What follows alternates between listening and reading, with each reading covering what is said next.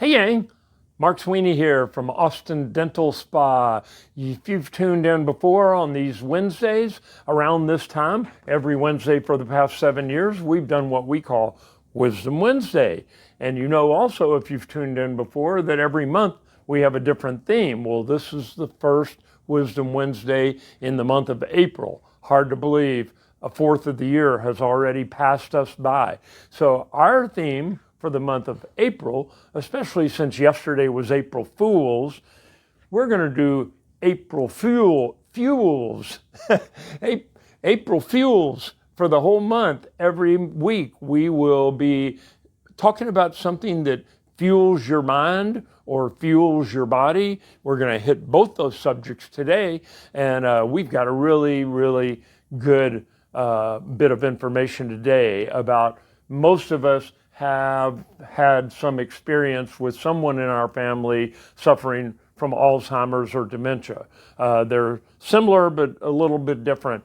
But this report came out of MIT. I like to do the ones that are US based. And we're going to get into that a little bit in just a few minutes. And then I also always give a health tip at the end. That's something you can put to use right away, and today will be no different on that. We're going to talk about 3 foods that you need to try to do more of if you want to boost your energy and not get fatigued. But first, let's go back to the Alzheimer's study. This is a new take. My father and my mother both ended up with Alzheimer's 10 years apart. And so I have a little personal experience with how that all goes and how terrible it is to have someone that you love that doesn't remember who you are anymore. And so I've done quite a bit of studying as the scientific evidence has changed. They have for several years talked about an amyloid beta, which is a sticky mass, kind of like the stuff that builds up on your teeth. So I was kind of familiar with the term plaque. What they found early on in research on dementia and Alzheimer's was that the same part of the brain is where the sticky plaque would form, that they called amyloid plaque. And then they would also find in a different part of the brain this thing that they jumble of neurons called a tau, T-A-U. And so they've known, these terms have been out there for years. But this study, they found a protein and kind of a roundabout way, I can kind of change the order here. It actually came from Colombia. There was a family with dozens of members in the family in the country of Colombia that all developed Alzheimer's, genetically predisposed to it. They all developed Alzheimer's very early on, like in their 30s and 40s, and they very rarely lived into their 50s. One guy in this family of generation after generation after generation that had had the mental disorders, which they later identified as Alzheimer's, lived into his 70s. And he showed no cognitive decline until his late 60s. So they were like, what's up with this guy? And so they started testing him. And, you know, while he was alive, they were limited to the amount of testing. But when he died at 75, they did an autopsy on him, and in studying his brain, they found that, because the thought was, or has been for at least the last 10 years, that if you could prevent that amyloid plaque from forming in that certain area, back left side of the brain, that you could stop Alzheimer's. That's where the research has been for ever since I've been following this stuff, over 10 years.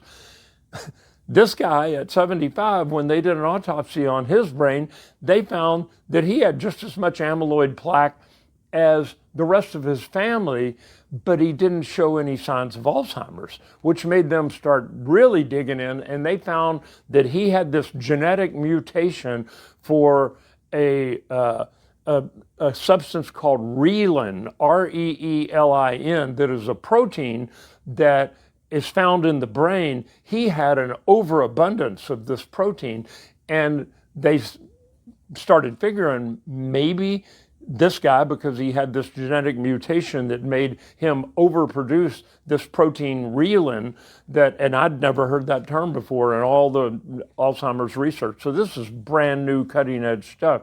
They found that because he had that protective protein, even though he was developing the plaques, it wasn't affecting him until he got into his late 60s, before he developed something that all the rest of his family had developed 20 to 30 years earlier. They found that he had less of the tau, the TAU, the jumbled up neurons, and they suspected that it was because of this Reelin. So the researchers, to circle back around at MIT, found and just recently published an article that I'm sure you can find online, that this Reelin acts as a protective factor. So they studied 500 brains. Once they latched onto this Colombian study, they actually studied 500 brains. They also did studies on mice, and they found that they could stimulate in mice to produce this Reelin, this Reelin protein that lubricated the brain, for lack of a better term. Out of the 500 people, they found all of these people, all 500 had Alzheimer's to some degree. But they found that the Reelin, the same thing that they had found in studying this Colombian man's brain, is that the people who had less problems with cognitive understanding had more Reelin. They had something similar to the Colombian man, where they were able to produce this protein at a higher level. And so they had less of the tau, the jumbled up neurons. And even though they had the same amount of amyloid plaque as people that were full-blown Alzheimer's. So this is sending everybody down a whole new rabbit hole in the research field of how can we stimulate in human beings? They're doing it in rats right now. And as you know from previous Wisdom Wednesdays, there are a lot of similarities between, or at least they can create similar things in rats and then study how that could affect humans. So look for more of this stuff to be coming down the pike in the very near future. So that's it. That gives hope to people like me who have Alzheimer's histories in our past. Thought I'd share it with you. So now let's talk about fun stuff like eating to beat the fatigue. So eat to beat fatigue. I like the sound of that. This was published in the newsletter Healthline. The people that study, the nutritionists who study all this stuff, said, here's 3 foods that'll boost your energy and reduce your fatigue. One of them, unprocessed foods. Now, most of us know processed foods, things that have a bunch of stuff on the label that have been genetically engineered by the food industry. They've got added sugars, they've got trans fat, and they've, instead of cis fats, they've got a lot of sodium, they've got preservatives, they've got other additives that make the shelf life longer. A lot of these things you're seeing on the news right now, because Robert F. Kennedy, our new Health and Housing Services director, is really zeroing in on the food industry and removing all these dyes and additives to the food. They did a study that I just saw this week. McDonald's in the United States, if you buy a Big Mac at McDonald's, they went through all the different ingredients that are allowed to be put into the hamburgers here in the United States. There were like 14 things that weren't really meant to be in a hamburger, but they've been added by the food industry to make it taste better, make it easier to handle, to make it cook more evenly, but they're not part of a human diet. In England, in the United Kingdom, there were 4 ingredients that were added. So 14 here, 4 there.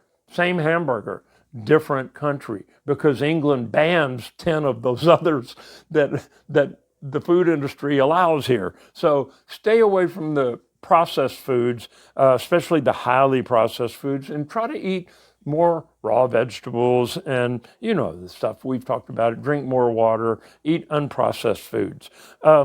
Secondly, this is a surprise, non-caffeinated beverages.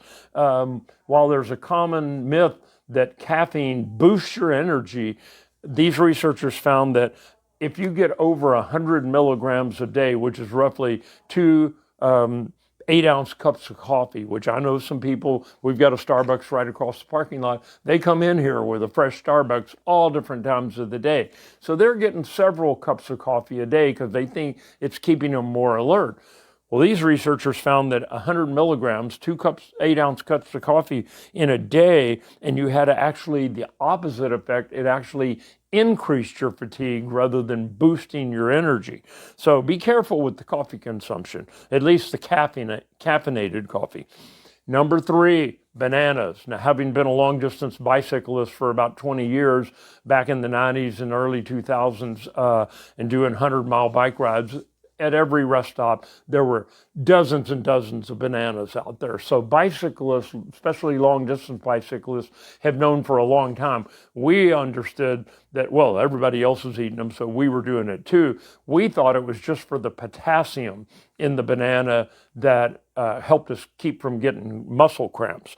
But actually, a 2012 study found that bananas provide just as much fuel as a carbohydrate sports drink. So it's not just about the potassium, it's about the carbohydrates, which is a clean, non-refined carbohydrate. So it kind of goes back to those unprocessed foods that we talked about.